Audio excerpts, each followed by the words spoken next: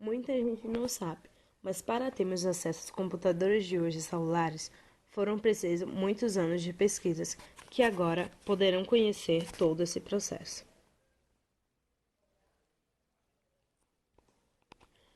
Com o pensamento de criar uma ferramenta para processar informações, veio a criação do ábaco. Tal ferramenta foi o marco de início tecnológico. O ábaco era uma calculadora manual composta por um conjunto de varetas que, com o deslizamento das peças, podia-se realizar cálculos de forma prática e rápida. Com essa ideia de operações, na época de 1950, John Napier criou os bastões de Napier. Essa ferramenta era um conjunto de 9 bastões, um para cada dígito, da mesma forma que o ábaco era usado para processar dados matemáticos.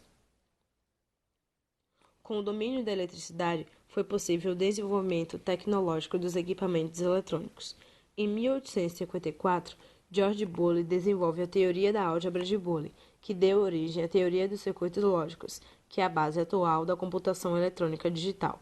A álgebra de Boole usa os códigos binários 0 e 1 para a representação de dados e cálculos matemáticos.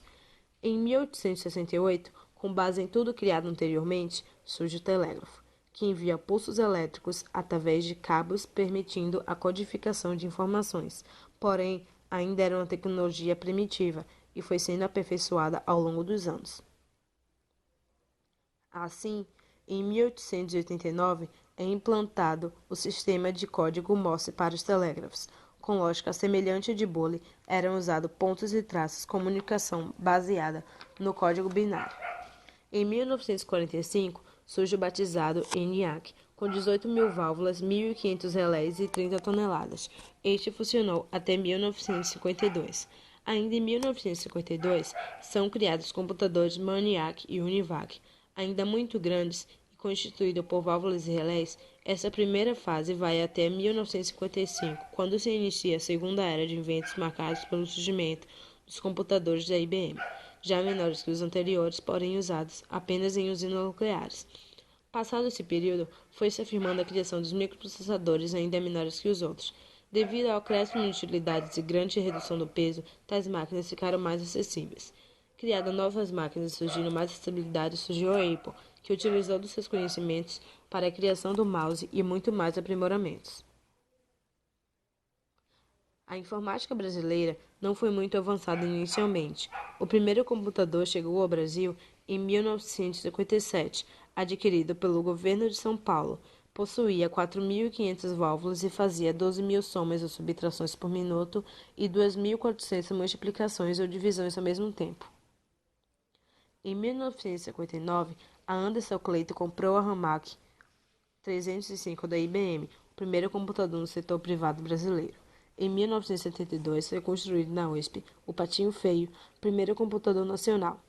Os primeiros microprocessadores nacionais usavam tecnologia estrangeira e passaram a ser fabricados por 5 empresas autorizadas pelo governo federal.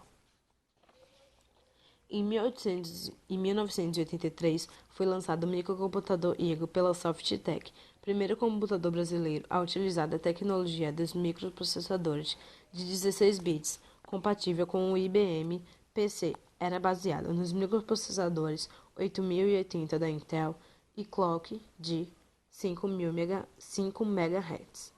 Então, com todas essas evoluções e mudanças nas criações de computadores antigos, desde o ábaco até os primeiros computadores instalados nas universidades e indústrias, todo esse processo favoreceu para que os computadores que conhecemos hoje em dia, tanto os computadores de casa e portáteis, como os computadores de bolso que usamos a todo o tempo, que é o celular, não deixando de ser um computador com adição apenas de ferramentas.